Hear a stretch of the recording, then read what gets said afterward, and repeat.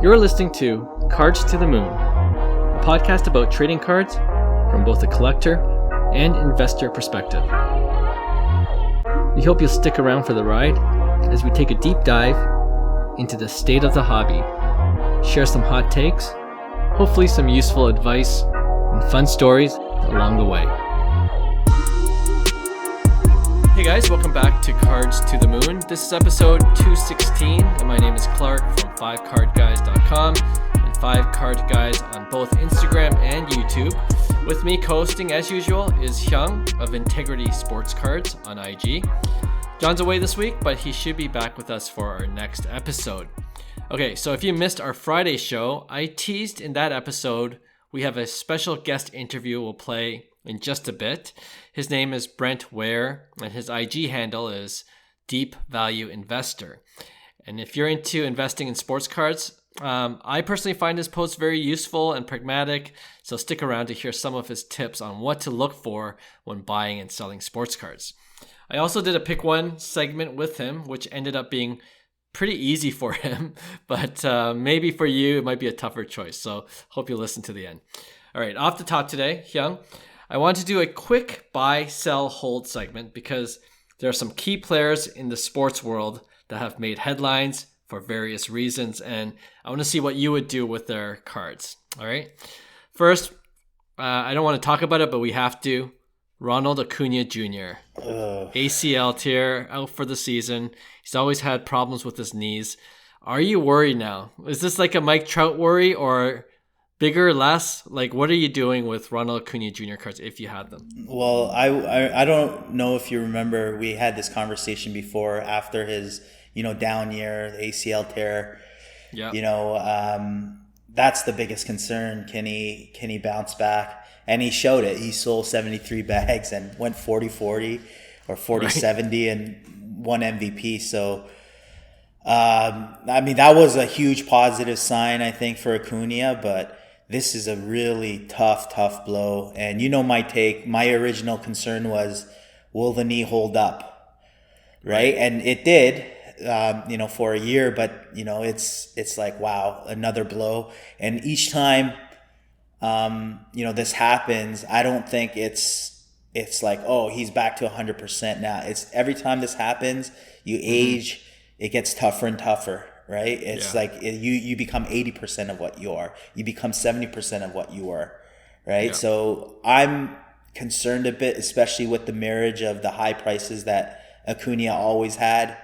Obviously it dipped from probably the last 3-4 years in terms of Acuna's hype in general. But yeah, I think if I'm holding some Acuna cards, I might be selling them, to be honest. And then if I'm interested in Acuna, I think there is a buy if you believe in his ability. But yeah, that knee really concerns me. Yeah, I was going to ask you, and you kind of already addressed it, but like a repeated injury, that's got to, like, not even just physically, but mentally too, right? Like, you might be not as willing to steal bases. He was stealing at a pretty healthy clip last season. And I think he was stealing, not Ellie De La Cruz levels this year, but still he was aggressive on the base path. Does that do anything, do you think, to like the way he thinks about how he approaches, base running because of his? I think so. I mean, he proved me wrong last year, right? Like that was my biggest concern the first time, he blew out his knee. It's like, hey, will he be able to play his game still, right? And then now it's the same question. Will he be able to play his game still? Maybe he can. Maybe he'll come back and steal 70 bags again. But to me, I don't think so. I think this is a big hit. And, and what if he steals now 20 bags a season? Does he still have that same hype?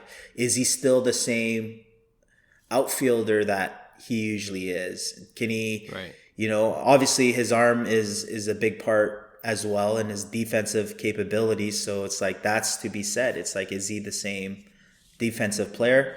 That's to be determined. And I think if he's not, that's a large part of his game that, is missing. And it's what makes Ronald Acuna Jr. Ronald Acuna Jr. Yeah. Good point. And you're absolutely right. A 40-70 guy sounds much different than a 40-20 guy, although Right. the latter is respectable by all standards in MLB. All right, yeah, I'd be nervous. I don't have any Ronald Acuna Jr. I was looking to get in when it was cheaper a couple years ago and during his first injury, but never got around to it. And now he's not on my watch list anymore, to tell you the truth. I'd probably rather have other guys that are more secure in terms of their health moving forward. All right, let's talk about, on the other end of the spectrum, Shohei Ohtani. Okay, we talk about him a lot, but the question I want to ask is he worth overpaying even now? He's just DHing this year, and Johnny made a good point in one of our previous podcasts where it doesn't matter if he comes back as a full-time pitcher or even as a relief pitcher. He's shown that he's a unicorn and can perform at high standards, and whether he comes back as a reliever or not at all, Shohei's kind of set a new bar for himself, and his prices, I don't know if we can expect it to tank anytime soon unless his career ends tomorrow. But other than that, short of that, is it a fool's gold to think that there's going to be a future really good buying opportunity for Shohei?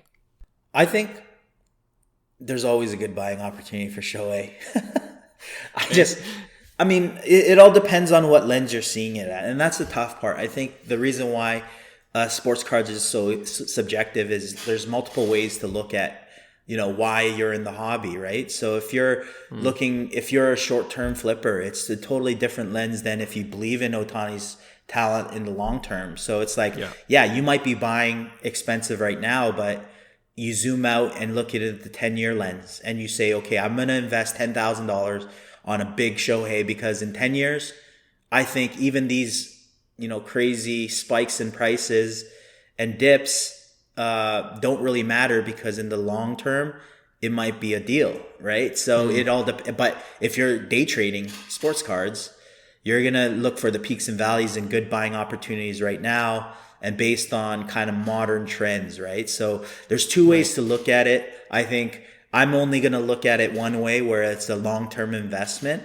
And I'm I think it's you monitor daily prices. You kind of narrow down on what you would want as an Ohtani card, whether it's an Ohtani auto, and it's like, what's your budget? And then you monitor prices and maybe, Ohtani, is sidelined on the DL for a month and then your day traders are unloading because their cycles are, a lot shorter, right? So it's like, maybe that's when you pull the trigger and be able to grab something of value in the long term, right? So that's how I see it. I would be always shopping for Shohei. I think he's proven that, he has more than just, is this guy a bust or is he's the real deal, bottom line.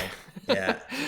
Yeah, I think more and more people are realizing that he's absolutely the real deal. And that's why I asked the question. I'm like, if you're waiting for it to dip to like 2020, 2019 levels, you're going to be waiting for a long time, especially for the higher end cards, I think. So I'm what I'm doing? I'm saving up. I'm saving up for a nice Shohei card, and I'm going to pay whatever it's worth whenever I have all the funds ready. I'm in the same boat. Yeah, I think I'll eventually pull the trigger on a really nice Shohei, and it's just a matter of time. So yeah. Yeah.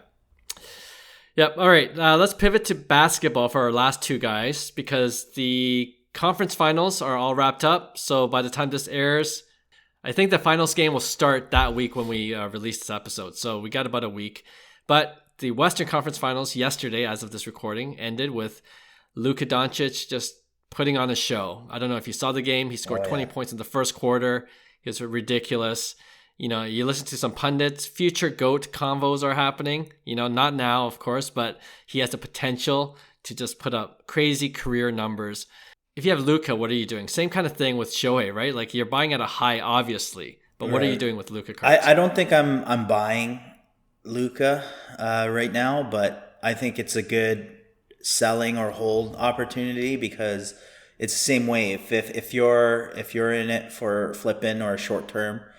Yeah, I think selling the hype especially Dallas is the underdog at the end of the day. So you are taking some risk if you hold, because prices will come down if Boston wins. And Boston's very good. And, I think it's not good. I think Dallas has a chance. I think I would put my money on Dallas just based on the odds. Right. But yeah, it's same thing. If you believe in Dallas and they're going to win, then maybe sell that hype. And then I don't think there's going to be a huge spike if he wins. I think it's going to be in the initial hype of that he's winning. And then it's going to be like, oh, he won. It's like off season. Right. And then it's like, oh, shoot, prices are coming down. Why are they coming down? He won a chance. Because you got your day traders, right? You got guys that are flipping it for cash. So it's just a normal marketplace of a lot more sellers than buyers at that point. So, I think it's a sell for me with Luka. But like I said, I think long term, if you're in it for long term, I think just monitoring his prices. And if he does win a championship, I think that's a very, very good sign for Luka, he's still young. And he's proven that he is a winner, a championship. And I think it really matters in basketball. Like, I think that's going to be the kicker. And we talked about this last week with Ant-Man. It's whoever wins the series is the card I'm picking, right? Right. So, right. Yeah, I agree with you. And obviously podcast listeners will know that I have the blue contenders optic to 99. And, with a bigger card like that, I'm okay to holding long-term because I believe in Luka's a generational talent. And he had a great buy-in. And exactly, I bought at a slight dip. And a friend of mine asked me, like, he's a long-time hold, right? And I'm like, yeah, for sure. But if someone offers me $10K for it, I'm like, you know what? Until it isn't. Yeah. I might take it and then maybe go, like you were saying, in the off season, if it dips again, maybe I buy back in and I have cash in hand with that small profit. You know what I mean? I love it. Yeah. There's different plays. It's like PC until it isn't. You know what I mean? Everybody's like, yeah, it's PC until it isn't. It's like $15K. All right, you can have it. not PC anymore. Not that personal.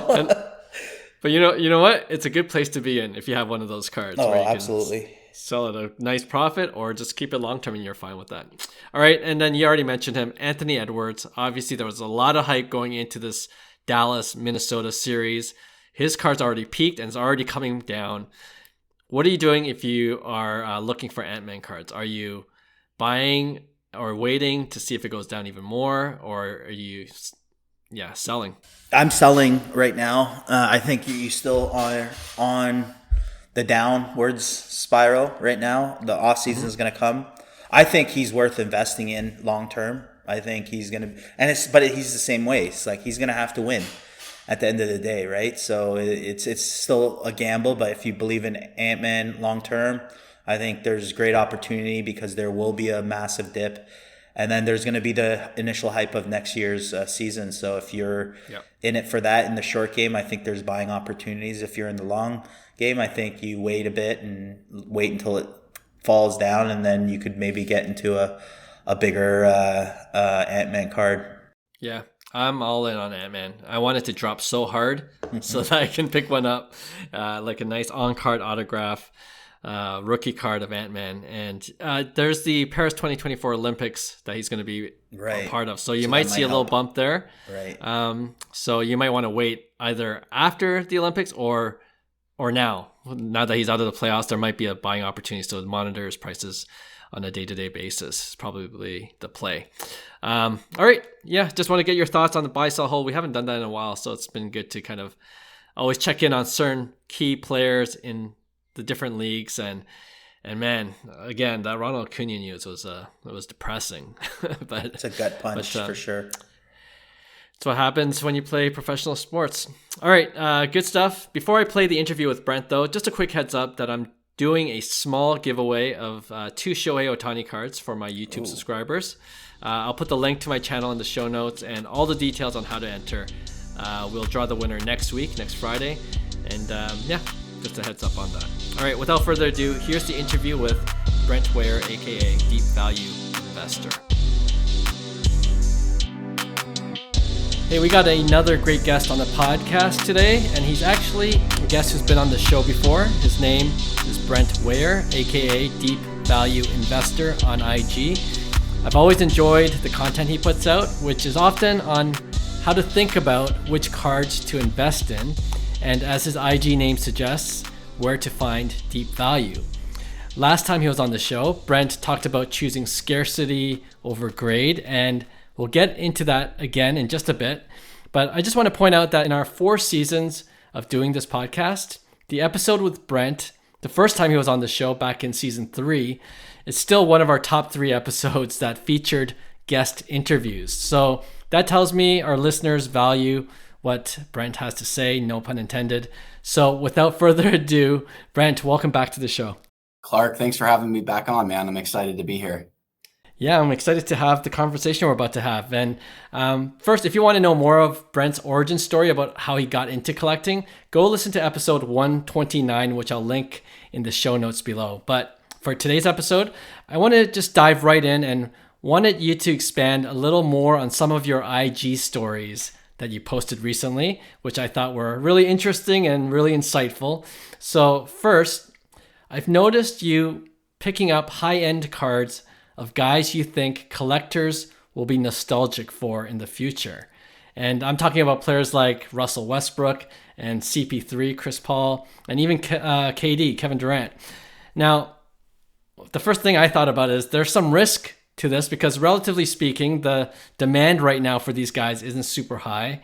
And of course, there's no guarantee that it will be in the future. So what's your thought process on this? Why is it worth the risk for you to start picking up some of these guys? Yeah, I started thinking about, some of these players after seeing a lot of the 90s cards really taking off and seeing players like Eddie Jones and Glenn Rice and, these guys that were mediocre players, maybe an all-star or two, and people having so much nostalgia for them. And then I started thinking about philosophical teachings around we don't appreciate what's great when it's right in front of us. And I started thinking about, well, gosh, if people are having nostalgia for Glenn Rice, you're telling me they won't have nostalgia for point guard Chris Paul down the road? You're telling me that KD, who's one of the top 10, 15 players of all time, no one's going to have nostalgia for him? Right. And I started thinking about, Michael Jordan when he was on the Wizards. I'm sure there was a time where people were not thrilled about buying Michael Jordan cards. I'm sure there was a time where he wasn't so loved when he was still playing. And I love buying great cards down 80, 90, 95%. So, for example, Kevin Durant's exquisite rookie patch auto to 99 peaked at $150,000, and I'm picking them up for $13,000. Wow, so, I don't like to lose money. And I like to limit my risk. And so I'm always assessing, sentiment. I'm always assessing risk. I'm always assessing, future upside and kind of getting ahead of that nostalgia curve. So to me, it's almost like a rare sports car that's, depreciated considerably from considered cool again. It's not a collectible yet, but it's probably going to be one. And so I see it as future nostalgia. So guys like Chris Paul, guys like Kevin Durant, Westbrook, it's funny to, make fun of them now at the end of their careers. But all of the guys that we have nostalgia for now all had end of career seasons that were not, let's say, easy to watch. Sure. Yeah.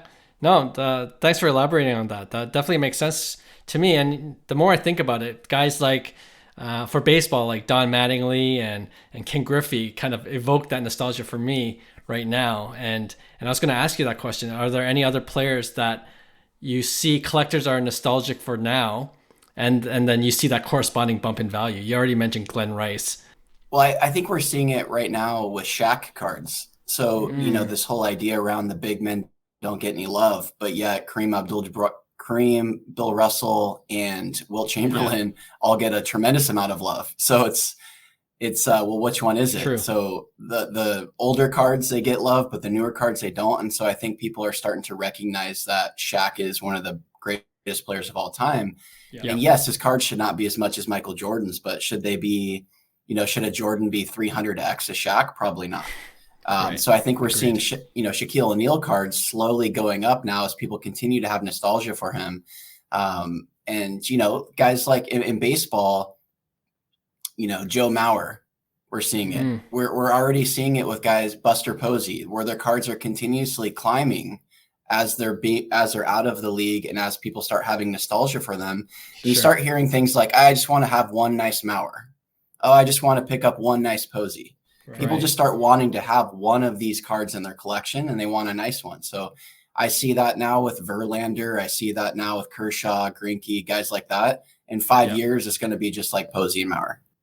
Cool. Yeah, you brought up Mauer. I have a question about Mauer after in just a bit, but I'll get to that. But my next question is, last time you were on the show, as I mentioned briefly off the top, you talked about choosing scarcity of a card over the grade of a card. Can you briefly summarize that again, what you meant by that for listeners who may have not heard you the first time you were on the show? And then I got a follow-up question for you on that. Yeah, so I noticed a lot of people really focusing on grade, and I think that's appropriate for vintage cards. And a lot of people in the vintage community will say, buy the card, not the grade. And what they mean is eye appeal. But for more modern cards that are serial numbered with refractors and tiers of refractors, it's looked at, for me, I look at it differently. So for example, I just purchased a Bowman Chrome Justin Verlander, first Bowman Chrome Justin Verlander gold to 50. PSA 8 with a beautiful auto on it. I paid less than the last person that bought a PSA 10 of his blue to 150. So because my gold is PSA 8, I got it for less than a PSA 10 blue to 150. So that's what I mean. I always look for the best refractor for the money that I can get versus the highest grade. So I don't really care if a card is a PSA 10 if there's a better, more rare and scarce parallel version of that card. So just for example, the gold Verlander I got, that's a PSA 8. If I can find a red that's a PSA 5 with a nice auto, I'll buy it and I'll sell the gold. Okay. I don't care what the grade is when it comes to rarity of a card like that, because I'm buying the card. And what I mean by buying the card with modern is the more rare and scarce parallel, not the grade. Right. And you know what? You already answered my follow-up question, because I was wondering, is there a point when the grade of a card does matter between parallels, right? You mentioned the example with the red refractor, but if it was a PSA 5 gold versus a PSA 10 blue, would you still choose the 5 gold in that case? Yeah, because it would be probably half the price. So I would go for the PSA 5 gold. Right. For example, last year I did a lot of posts around a black label Mike Trout X-Fractor first Bowman Chrome auto that went for auction. And I was saying how ridiculous I thought it was that somebody would pay such a premium for an X-Fractor to 225, no matter the grade, when there's a blue to 150, there's a gold to 50, there's an orange to 25, a red to 5, and a super fractor. Right. So who cares? And at the time, I was showing you could have bought a gold Mike Trout first Bowman Chrome auto plus a blue in both 9.5 grades and still had cash left over for what someone had just paid for that black label X-Fractor. Yeah, right. And now moving forward, that black label X-Fractor is down to about $30,000, I think. It's been sold multiple times. Sure. And you could have still had at least a gold and a blue and cash left over if you'd have bought the other route. So that's what I mean. If there's a better parallel of a card, I don't really care the grade. Okay. Yeah. I think a more recent post that kind of demonstrates that, it was a card that I was looking to, or at least on my watch list, but the Juan Soto Topps Heritage Real one, the blue ink, the one that's non-numbered, has jumped in value because Juan Soto's having a year. But I'm always looking at the red ink, the one that's more rare, the one that's actually numbered. It seems obvious to me, but for some, I guess the grade is what they think of first. Yeah, so the PSA 10 of that blue ink just sold, and it spiked up, but you could have bought a red ink BGS 9 for around the same value. And to me, long term, it's a no-brainer. But I think there's a couple of different spectrums in this hobby where if you're just buying it and then going to the next show and trying to sell it immediately, the PSA 10 is easier to sell because not a lot of people are really thinking long term. Right. But if you're thinking long term, the red ink will, no matter what the grade is, will be a better investment. Good point. Yeah, good point. All right. One point you made on one of your other IG stories is that grades do matter more when the card has no parallels. So like you mentioned, we're talking vintage cards, but even also cards from the junk wax era, like the Ken Griffey Jr. 1989 Upper Deck, where there's a million of them, but because there's no parallels, the grades do seem to matter more. To be honest, I generally hate to pay a super premium for cards that are rare because of the grade itself, which I think is subjective anyway. So for example, I would never buy a BGS 10 or even a Black Label because I just think the premium for those cards isn't worth it. So my question is to you, do you think there's a point where you might be paying too much just for the grade of the card itself, even for cards that don't have parallels? I mean, it's the game that is being played within that market. So for example, the 52 Mantle, there's 3 PSA 10s. And I think the value of those 3 PSA 10s is more than the value of all the 9s, 8s, and 7s combined. Right. Even though there's significantly higher population. And that's just the way the game is played. When you don't have rarity and scarcity of a card based on serial number, you only have it on grade. So what else is there to go off of other than the grade? So for example, the King Griffey Jr. 89 Upper Deck, there's over 4,000 PSA 10s. There's 114 BGS 10s. So that's significantly more rare. And pre-COVID, the BGS 10s were selling for about 8 times the PSA 10s as a ratio. Right now, they're selling for about 3 times. So I saw a good opportunity there to get a cool card that I always loved as a kid and be able to create some rarity and scarcity with a grade. So if that card had a parallel, though, there's not a chance I would be buying a BGS 10 base card. Gotcha. But that's all that you have to make that card rare and scarce is the grade, just like a 52 Topps Mantle. Right. Yeah, that makes sense. Okay. We used to talk about it a lot more, just check the ratios, but I forgot about that. Yeah, that's a great point and a great reminder. Yeah, and I think people are forgetting about the BGS 10s. And I think one thing that's going to wake up the market around them is when someone ever sells an 86 Jordan BGS 10. When that happens and people see that go for over $1 million when the PSA 10s are doing 175, I think people will open their eyes and be like, whoa, crap, maybe there's something to this. Because, the BGS 10 Griffey is what, 70-80% more rare. I mean, the significance is astonishing. And, you can say the same thing about an 86 Tiffany Bonds. Right. There's only 13 BGS 10s of that. Yeah. I mean, that's a special card. So, it is interesting, but they're all different games to be played. And I think people have a hard time moving from one game or one space of the hobby to another. And one thing I pride myself on is having the ability to, have fun in different areas of the hobby. Sure. And, what I might do in a vintage card or an 80s or 90s junk card, I wouldn't do in a more modern serial number card. They're completely different. And I don't think people can transition very well. Right. Yeah. No, that's fair. Yeah, absolutely. I was just thinking back to our last interview, and you did talk about this last time as well, but you mentioned when investing in high-end cards, one question you should ask is whether it's an important card for that player. So I was wondering if you can identify 3 factors and how you consider what makes a card important for that player.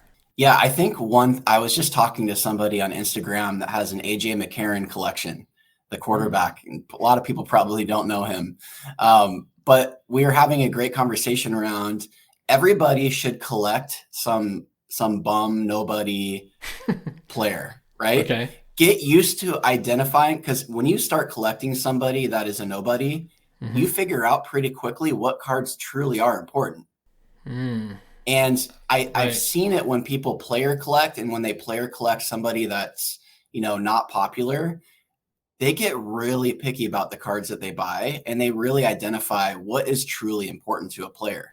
So I would recommend anybody getting into the hobby to start collecting somebody that's not considered popular, highly collectible, and get a feel for what cards truly are important, because we tend to forget that when it's a player like LeBron James or, Aaron Judge. I'll see on eBay all the time, hundreds of Aaron Judge cards going up for auction that have no importance at all. They're not significant. They're the wrong set. They have sticker autos. They're a pink parallel version of something that doesn't matter. And why would you ever buy any of those cards? If you were collecting Andrew McCutchen, you wouldn't buy any of those cards. So why are you buying those cards for Aaron Judge? So you should still have the same, mindset when you're collecting even a more popular card, and just hold off and wait until you have the money to buy an important card. Don't buy any cards. So, another example was there's a card that went up for auction and sold, and I recommended it was the Joe Mauer Gold, first Bowman Auto, versus I can't remember who the player was it was being compared to, but it was, I think, a basketball player for the price. Yeah. And I said, take a look at the importance and significance of that Joe Mauer card for Joe Mauer, and now compare it to the importance and significance of that basketball player. Right. That is the most important Joe Mauer card that exists for Joe Mauer. And that wasn't even a top 500 card for that basketball player. And everybody was taking the basketball player, not even considering the fact that that card is not important or significant for that player. Yeah. If you're buying a blue to 199 prism of Jalen Brunson, how is that even a top 1,000 card of Jalen Brunson? I'm not sure. Yeah, right. And you know what? That's the question I wanted to ask you, because that was the IG story I saw recently where you compared that Joe Mauer gold, and the basketball player you're referring to is Nikola Jokic, 3-time MVP. Oh yeah, Jokic. Right, but the light blue prism light blue prism. That's right. Yeah, that's the card. Yeah, and so what I recommend is somebody to go to Card Ladder. Yeah. Type in Jokic, filter by price, and see what are the most expensive Jokic cards to ever sell, and see how long it takes you to scroll down to get to that light blue prism. Right. Now go to Joe Mauer, type in Joe Mauer on Card Ladder, filter by price, and see what are the most important significant cards of Joe Mauer. And you'll quickly see, okay, this is what makes collecting fun. It's not just, is Joe Mauer better than Jokic? It's also the card, the set, and the significance of that card and set to that player. And that a light blue prism to Jokic in the long term, big picture, is just not that significant of a card. Yeah, no, I love that. Very practical advice. And I was just trying to put my mind into the scenario where I do pick a no-name player, and then, what would I consider a great card by that said no-name player? And I guess you would think about things like, maybe I'll go for the on-card auto instead of the sticker auto, or maybe the brand of the card itself is important to me. So is that what you mean too? Like in terms of when you pick, not that Andrew McCutcheon's a nobody, but not as big as Mike Trout or all these other superstar stud players. Are those the factors that you start to research more heavily into?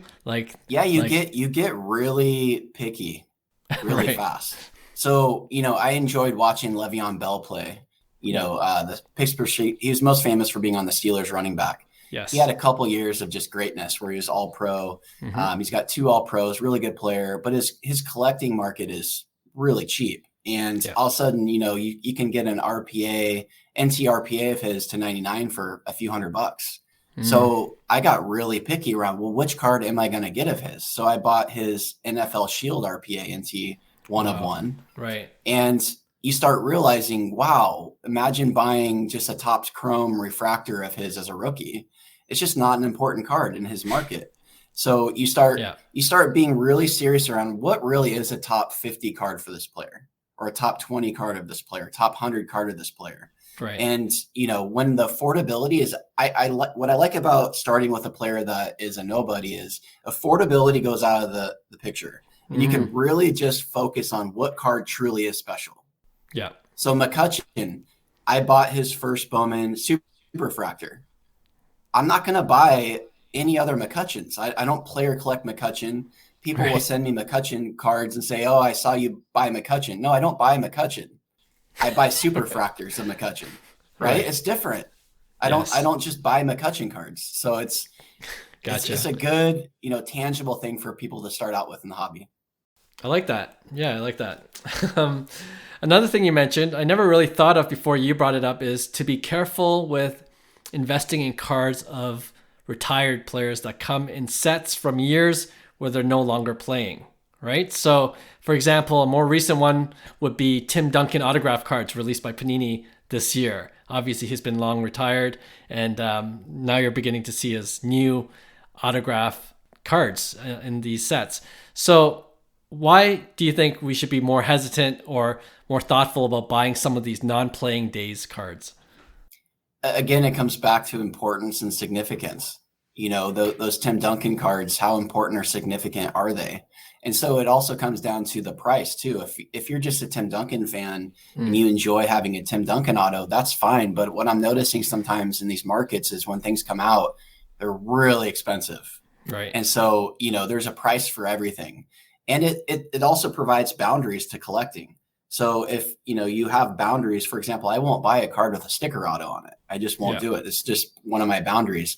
Also, non-playing years is something that I am a lot more picky around, because there's just unlimited years of them. They can just, a manufacturer can just continue to make year after year after year, gold prism, gold prism, gold prism, gold prism.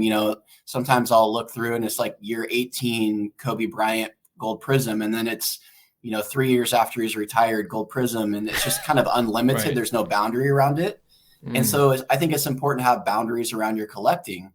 One thing that I've noticed is if I do buy a non-playing year, it's because it's, for example, a first year exquisite and it's a special set, and maybe that player didn't have any autograph or patch cards as in their playing days. And something about the on-card auto and a game used patch in a first year exquisite to me speaks to me, because it kind of brings the card more to life, and there is a boundary around that card, because Magic Johnson, for example, held the card, he signed the card, and it's got a game used piece of jersey in it.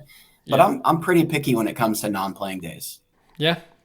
Again, makes sense to me. And I thought it was one of those things, I never really thought about, but now I do. All right, I got one more question before we move on to our next segment that I hope you can participate in. Yeah. The hobby's always in flux, right? It's always changing.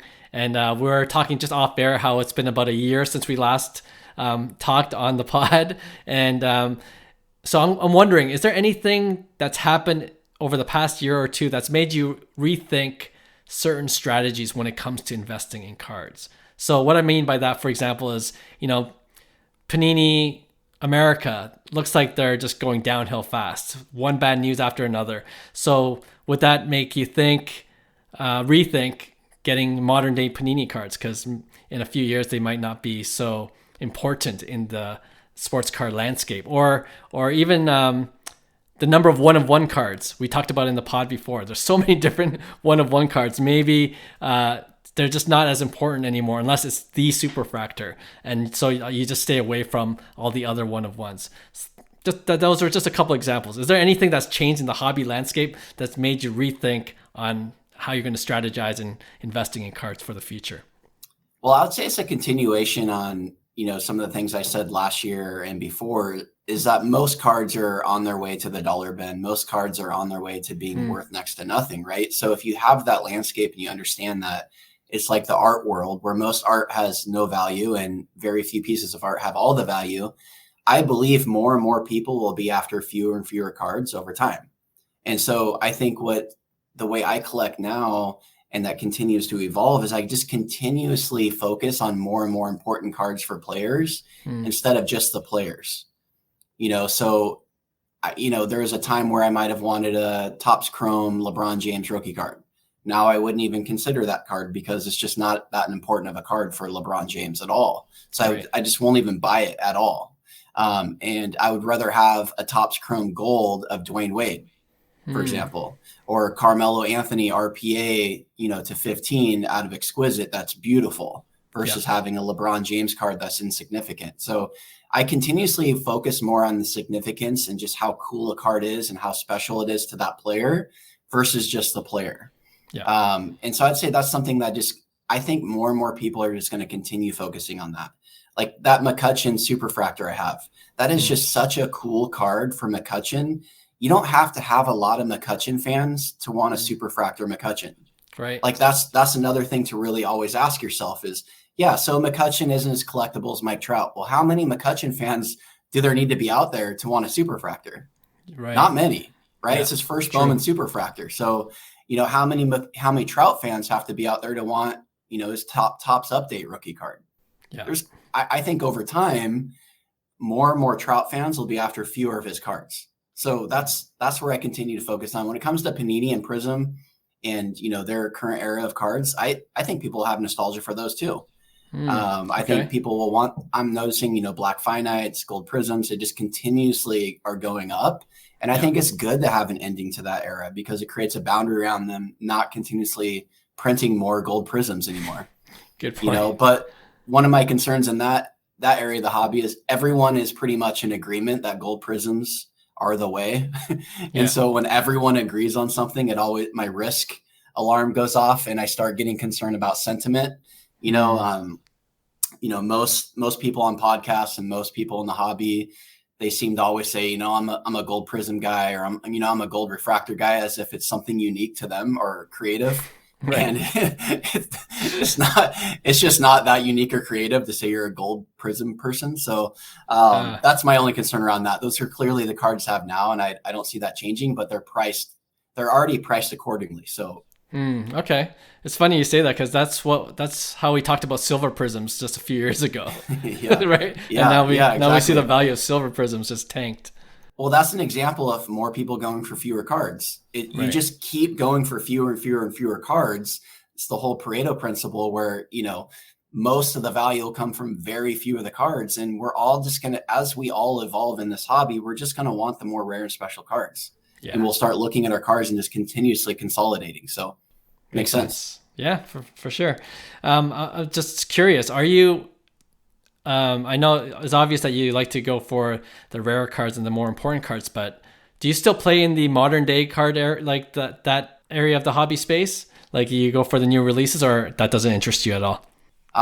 No, I don't really go for the new releases. Okay. No. Yeah. I know that that's a great space for the hobby, and I know that a lot of people do, and it's just not my lane. But I know people that do love to rip Bowman and find first Bowman autos and prospect and do all that. And I think I would say first Bowman is one of the most powerful brands in the hobby. Yeah. And I think one of the least respected parts of the hobby is baseball collectors, especially on Instagram. And I think that the foundation of this hobby is baseball. That's why I always love to listen to your guys' podcast, because first Bowman autos, I posted a Zach Greinke gold first Bowman, and people didn't even realize he had a first Bowman. Right. Because a lot of the hobby got in the last few years, and just think of, pretty much Vlad and Soto and Tatis and on. Yeah. They don't realize that Joe Mauer has a first Bowman auto, or that Zach Greinke has a first Bowman auto, or McCutcheon. So I like to be more of a treasure hunter for people that are not on everyone's radar and not being flipped every single day. Nice. Yeah. And, we always appreciate you listening in, and we do talk a lot of baseball cards, because that's what we know best. But yeah, Brent, as always, we appreciate your time and your insight. And, before we let you go, like I just mentioned, we started to do this with more of our recent guests that we've had on the pod, where we have them take part in our weekly segment that we call Pick One. And this is usually when myself and my two other co-hosts, Hyung and John, we each pick a couple of cards, and then we debate which one we would rather invest in. But for our guests, I've kind of done the pre-selection for you. So I'm going to throw out a couple cards, and then you just tell me which one you would invest in and why. Okay? And I didn't write this down, but you were just talking about it. So first Bowman Chrome Autos. Of course, they're a strong brand in the baseball card collecting community. And the thing that's coming up now is the MLB debut patch 1 of 1s. We've debated this on the show a few times with my other co-hosts. Which one would you rather choose for you, first of all? And do you think there's going to be a time when the MLB debut patch 1 of 1 will be the rookie card to go for baseball card collectors? I think there's space for both of them. I think that, in baseball, for whatever reason, the patch autos have never really caught on. And there's been patch autos for a while now with other brands in baseball, and it just hasn't really caught on like first Bowman autos have. So I would say first Bowman auto, there's just something special and nostalgic about that brand already, and I only see that growing. So I think there's space for both of them. It could be a great crossover from, basketball and football collectors to get into baseball or buying these patch autos. So, a lot of the Topps Dynasty and a lot of these brands are coming out. Yeah. I could see that as a good way to get basketball collectors into baseball. Where do I start? And they want to grab a patch auto, because a lot of people really love those cards. I love those for basketball, with Exquisite. So, I think there's room for both of them, but first Bowman is definitely, what I'm drawn to. Nice. All right, good. I was glad I asked you that, because I was going to ask you about the Justin Verlander card, and you already answered that already about the lower grade, more rare. You're going to go for those instead of the higher grade and less rare. So here's another one. I think you posted this last week, but you did mention it on this interview. Clyde Drexler's 2009-10 Upper Deck Exquisite collection patch auto. I think it's numbered to 22, and it sold for about $3,000. So you got that card. You literally have that card, right? Would you take that card or trade that card in for a Clyde Drexler 1986 Fleer rookie IP auto PSA 1010? So I'm not a fan of IP autos. Okay. So give me the Exquisite. Okay. Yeah, that's really easy. The Exquisite is the number piece. It's the last year of Exquisite, and it's just a beautiful card of Clyde Drexler in his Blazers uniform with a game-used patch auto in it. So it's just a gorgeous card to look at. And I grew up a big Blazers fan, grew up in Oregon. Nice. But I'm not a fan of IP autos because there's no boundary around it. Clyde can just continuously sign for the next 20 years if he wants. Someone could bring in 500 cards to Clyde tomorrow and sign all of them. And so to me, it matters when a player signs it too. I remember seeing pictures of Barry Sanders, and he's, chubby now and he's older, and, I'm not judging him for that, but seeing a chubby Barry Sanders old signing cards now just doesn't do it for me versus say if Barry Sanders in 1990 was signing cards. It's just different to me. So I'm not into the IP. I think there's not enough limitation to it for me. So I'll take the Exquisite all day. Okay. That was too easy. All right. I have another one. We talked about this as well. The Ken Griffey Jr. 1989 Upper Deck rookie card, a BGS 10. Would you take one of those, or would you go for 3 of those cards in the PSA 10, equaling the same value?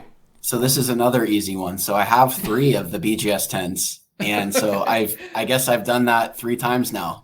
So, with PSA 10s, if I've heard people say, man, I wish I just knew if I was getting a really nice PSA 10, because there is a significant variance within a PSA 10 because they have no 9.5. So you could be getting, I always wonder some PSA 10s, are you getting the one where they're like, I'm not sure. Is this a 9 or a 10? All right, 10. Or are you getting the one where they look at it like, oh, this is a 10? You don't know. I see off-centered PSA 10s all the time. So if you want to get a gorgeous PSA 10, buy a BGS 10. It's going to be a nicer card. You don't have to worry about whether it's that in between. The grader wasn't really sure which one they're going to go with. So I'll take the BGS 10 Griffey because there's a pop 114 of them versus over 4,000 of the PSA 10s. And there's just no rarity and significance in a card when there's over 4,000. Although one thing I will say about the Griffey 89 Upper Deck that I've been impressed with is it just won't go down. And so the investor in me and, the finance side of me, if it didn't go down in 2022 and 2023, and it's just, it's been pretty flat and it stopped going down in a significant down market last year, that really caught my attention because, there's significant demand for that card, even in a down market. It's been an impressive card. It has hovered, the PSA 10 has hovered around, 1,800 to 2,100 range all this past year, while the market's probably down 50%. So that's something to keep an eye on. Yeah, no, you're absolutely right. I'm just waiting for it to drop, and it never has, for me to pick one up for my PC. And it's incredible how it's kind of flatlined. Like you said, during this tumultuous times in the hobby. Man, I wish I had harder ones. We're gonna have to have you back on the show where I'm gonna brainstorm maybe with the other guys, and then we'll see if we could stump you. But it was just too easy for you. But I thought you were gonna ask me about the gold Mauer versus light blue prism Jokic. that was gonna be another hard one. Yeah, that would have been slam dunked literally for you. But no, again, I always enjoy talking with you, and we'll definitely have you back on because I think every time I see your Instagram posts, I'm like, yeah, makes total sense. But I know for a lot of people coming into the hobby, it's something valuable for them. So I'm glad you could come on. I used to have when I was younger, I would want to keep my information and my knowledge and what I'm learning to myself. And I was always kind of scared to share it because people would steal it from me, or people would, I don't know. I didn't have an abundance mentality. And now I just love when I come into things, or if I learn something new, to just share it. And hopefully it helps other people. And I love the messages I get from people because you never know where someone's at in their collecting journeys. And sometimes I'll share something and they're literally in the middle of deciding between a couple significant cards, and it's really helped them make a decision. And then I get a thank you message, or I get a, wow, I'm so thankful I saw this message right before I bought this card, because I didn't think about that it was a sticker auto, like things like that. And so it's pretty rewarding. So thanks for having me on, Clark. No, appreciate that. And we'll keep in touch for sure. Hey, thanks for listening to Cards to the Moon. We'd really appreciate you subscribing to our podcast wherever you listen to your podcasts. And you can also connect with each of us on Instagram at 5cardguys, or you can follow Hyung at Integrity Sports Cards, or John at TradeU at Recess. You can also check us out at 5cardguys.com. Thanks again, and hope to connect soon.